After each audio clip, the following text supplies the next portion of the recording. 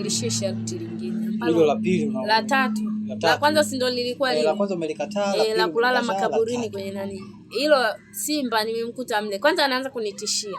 Haya. Je, akishatoka mganga sintangatwa. Hofu ikaniingia. Haya nibadilishie sharti, tufanye sharti lingine. Nataka kweli kuwa maarufu, nataka kweli haswa kutoka kimziki, lakini kwa masharti hayo yote bado ni magumu. Ananiambia sharti lingine ambalo nahisi wewe unaweza ukaliweza. Kwa nini? Sema kuna mtu ni mlete, atakuwa haonekani sura, lakini ni mrefu sana, sura humuoni. Akufanye kinyume na maumbile. Mbona kama mbona hilo ndo sharti wengi wakija hapa analiweza? Nikamwambia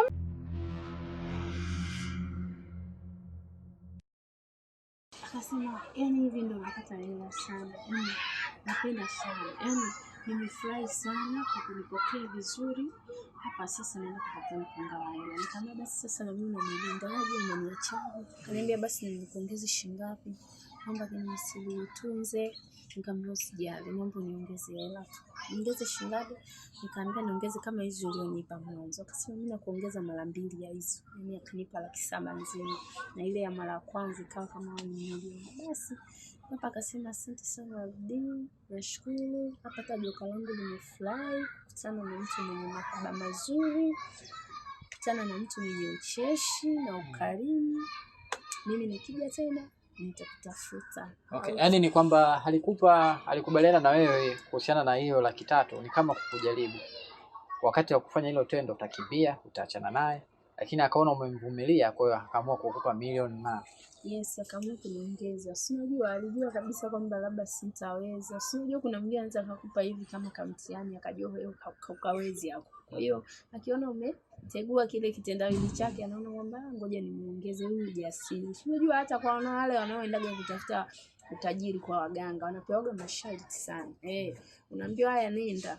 Sasa katika kwenda utakutana na mtu. Huyo mtu utatakiwa umlambe uso wake mzima. Wanadhani ni mtu tu labda wa kawaida. Ukitembea mbele huko unaenda kukuta na kibibi kina matongotongo na makamasi. Yaani uso mzima, na uliambiwa kwamba mtu utakayekutana naye unatakiwa ufanyeje? Umlambe. Unakuta kina matongo yani akieleweki. Alafu na mikamasi mijaa, uliambiwa umlambe paka awe mweupe. Wewe unaweza? Sasa wewe unapishana naye. Sasa si ndio hela zenyewe unapishana na hela. Kwa mfano labda wewe unaweza? Sio shida zangu. Unamlamba. Unamlamba vizuri, hata akitaka sijui nimfanyeje, namlamba. Sasa unakutana naye unaanza umekutana na unapita. Bana wewe umepishana na gari la mshahara. Umepishana na mtu huko. Mbona uliniambia nitakutana? Masharti gani ambayo labda wewe umezunguka kwa waganga wengi? Kwa sababu kama huyo nyoka kwako ilikuwa ni kawaida. Masharti gani ambayo wewe kwako yalikuwa magumu sana kuyatekeleza, kuyafanya? Kuna siku nilienda kwa mganga. Nimefika kwa mganga. Nikasema bana mimi nimekuja nataka kuwa maarufu. Unafanya issue gani hadi uwe maarufu? Ndio swali aliniuliza. Nikamwambia kwanza naimba vizuri, naigiza vizuri. Alafu nafanya vipindi vya mapenzi vizuri. Yaani vyote nafanya vizuri, kitu kizuri.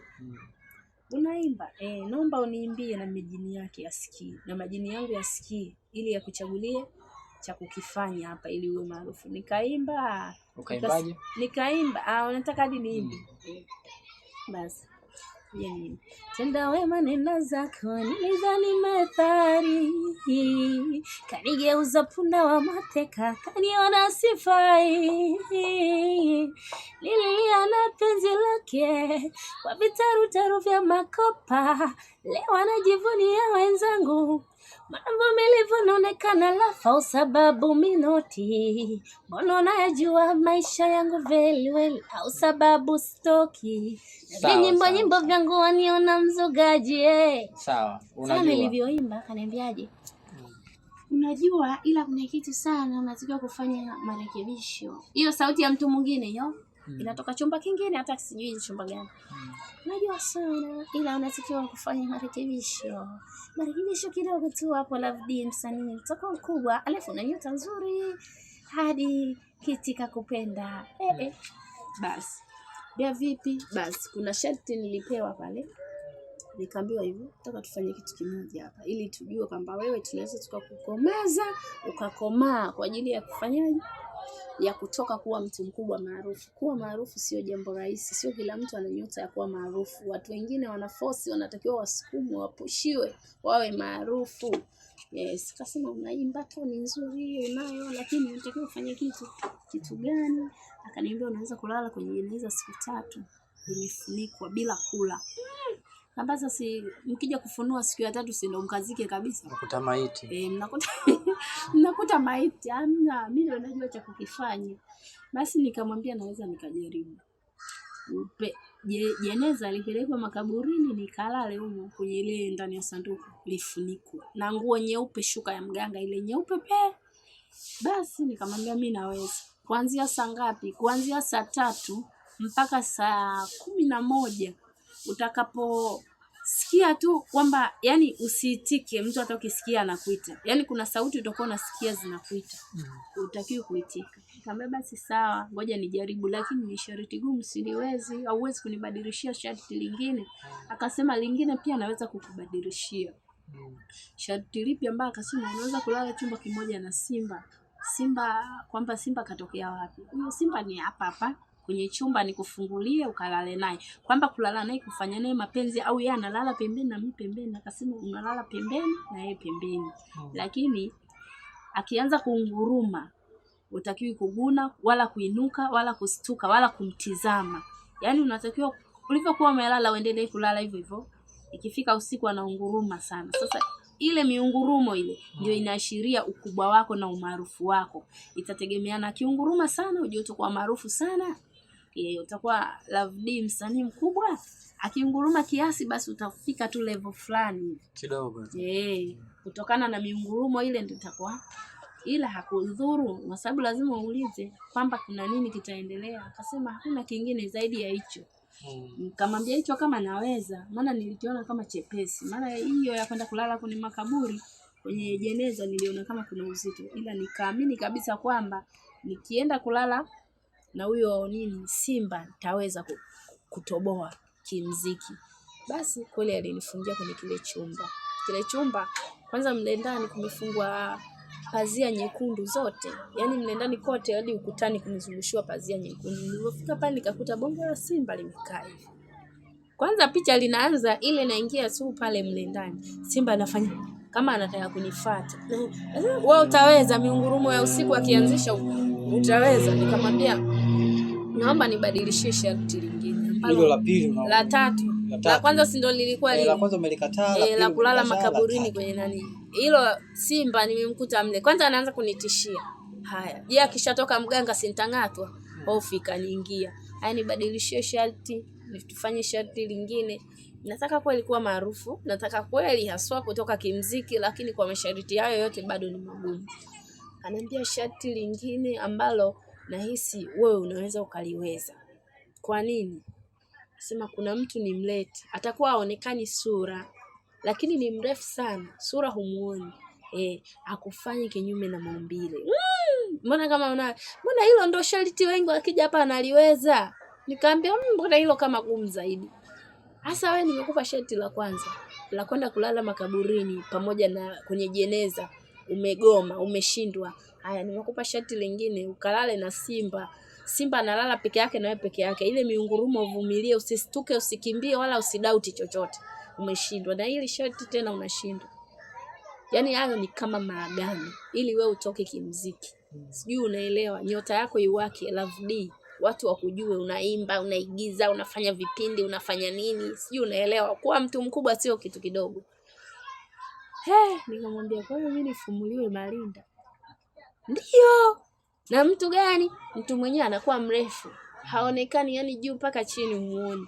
Ila utaona tu unapelekewa moto. Nikamwambia hapana, huwezi kubadilisha. Yani katika masharti hayo ndo kwa nyota yako ndo yanafaa. Masharti mengine takuongopea. Utafanya sharti utaonekana kama umeweza, lakini ilikuwa sio nafasi yako.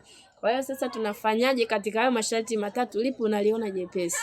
Nikaambia hata yani mara 10 nikajaribu kulala na hiyo jeneza. Kama nikifeli basi. Lakini kama nitaweza itakuwa vizuri. Lakini shida inakuja kwamba siku 3 nitakuwa sili wala sinywi maji. Je, nikifa itakuwaje? Akasema hizo siku 3 sio kama hauli wala haunywi maji. Yaani hizo siku 3 ni usiku mtupu, ulale. Asubuhi unatoka. Kumbe mimi nilikuwa sijakuelewa. Kumbe asubuhi natoka na kuja kuishi tu kama kawaida, na kula na kunywa maji, ila usiku tu ndio nikalale kule. Ngoja nikajaribu hilo, kumbe mimi naweza. Akasema basi sawa, poa. Kweli usiku mmoja ule nikaenda siku hiyo. Ile kulala tu lile jeneza linanibana kabisa. Linanibana. Kila nikijitahidi. Na niliambia asipige kelele. Nikasema mwanangu, shida linabana hata nikasema shida ya kufia. Kisa nini? Nataka kuwa maarufu, nataka kupata usanii. Kama wakiupenda mziki mashabiki watausapoti, wasipopenda watauacha, sio lazima. Ndio hapo sasa tena nikatoka. Vipi? Mbona wewe umeshindwa? Sasa si ndio hivyo hivyo, kwani unadhani kulala kama kulala? Kazi yenyewe si ndio hiyo ya kubanana ndio mpaka asubuhi unapimwa uwezo wako, ukubwa wako, kwamba kumbe una roho ya ujasiri. Sasa unashindwa kuwa jasiri, alafu ni kitu kidogo hicho. Mpaka asubuhi saa 11 unatoka. Unakuja kuendelea kula, kunywa maji, kuoga, kufanya kila kitu, kila jambo. Sasa tena wewe unakuaje, unakuwa muoga, unaogopa, sijui nini. Nasema basi sawa. Utakuwa ushashindwa, hamna sharti. Nikupe tu dawa ukaogeoge, kama utang'ang'aa nyota basi ung'ae nyota, maisha mengine yaendelee. Lakini kusema kabisa nataka kuwa msanii mkubwa kwa masharti hayo huyawezi, sio jasiri wewe, sidhani. Basi sawa, nitaishia hapo. Kwa hiyo katika vitu vigumu sana kuvifanya ni hivyo. Yaani sikufichi, yaani katika vitu vigumu sana kuvifanya ndio kama hivyo Fox. Yaani sawa, huyo mtu mrefu angekwambia labda hakuingilie kitu kwa njia ya kawaida, ungekubali? Hapana, vyote ningekataa. Kuingiliwa na mtu usiyomjua kama jini. Yaani kiufupi yule ni jini, kwa sababu anakwambia ni mrefu sana. Alafu kajifunika manguo meupe mwanzo mwisho. Anakuingilia bila wewe kumjua. Sasa kuna raha gani sasa hapo? Hata ukija kuwa umepata umaarufu mkubwa, una hela nyingi. Wewe ulikubali kwa nyoka. Kwa nini kwa huyo mtu ambaye kitu ambacho ukifahamu, kiumbe cha ajabu, inakuwa ni ngumu? Hapana, nyoka sikujua. Au kujua? Yaani amekuja kulikulupula sikujua. Ile ungejua ingekuwa ni ngumu sana. Ingekuwa ni ngumu. Akawa ananitia moyo, usijali, pause. Alifanyi chochote. Na kweli sikuzurika kitu. Lakini sasa kwenye hicho kipengele ambacho naambiwa kabisa huyu mtu ni mrefu, haonekani sura, ila atafanya utamaliza, kutoka hapo naenda kuwika, niwike kama sikuwika. Nataka kuwa maarufu, niwe maarufu kama sikuwa. Kwa hiyo inatokea hivyo vitu, ndugu zangu. Sawa. Haya. Unafundisha nini wasanii ambao wanaenda huko sehemu mbalimbali, hasa mabinti, kwa wataalamu na wanafanya vitendo ambavyo ni kama hivyo? Mimi sina cha kuwashauri, lakini sasa kila mtu anaangalia njia yake ya kufanikiwa. Mwingine unamshauri wala hawezi kukusikiliza. Anaangalia yeye anachokipata, maslahi yake. Ni wanafanywa vitu vingi sana. Waganga wa kienyeji mimi nawajua vizuri. Ni waongo, wanajifanya ngoja nikupake dawa. Hii dawa ndio nzuri. Mimi nilikataa hiyo habari. Nikupake dawa, anaipaka dawa dudu, akishaipaka anajifanya naenda kuiacha tu dawa, natoa. Naenda tu kuiingiza, mbona uingizi kwa mkono? Nipe mimi niingize mwenyewe kwa mkono. Hataki, anataka afanye hivyo. Kwa hiyo yani ni wajanja. Kiufupi waga sijui hawanaga hela ya kwenda kwa mademu. Kwa hiyo wanatumia hiyo mbinu kujirahisishia. Alafu kingine wanakosaga muda wa kutembea kutongoza watu. Wanakuwa busy kilingeni pale. Kwa hiyo mtu anaona ngoja nifanye hivi nimalize shughuli yangu. Yaani mimi hapana kabisa. Siwezi kwenda mimi kwa mganga akaniambia hivyo nikakubaliana na hilo swala. Sawa. Haya bwana, tumemsikia dada yetu Love D, mambo mengi sana ambayo yametokea, na kama kuna kitu kingine, na imani ana vitu vingi sana, sema tu muda tu unakuwa labda tu tunakosa, lakini ana vitu vingi sana ambavyo amepita navyo kwenye maisha mpaka sasa hivi hapa kwenye hatua ambazo amezipitia. Kwa hiyo tutapata muda tena, tutajua hali yake inaendeleaje, maisha yake yanaendeleaje.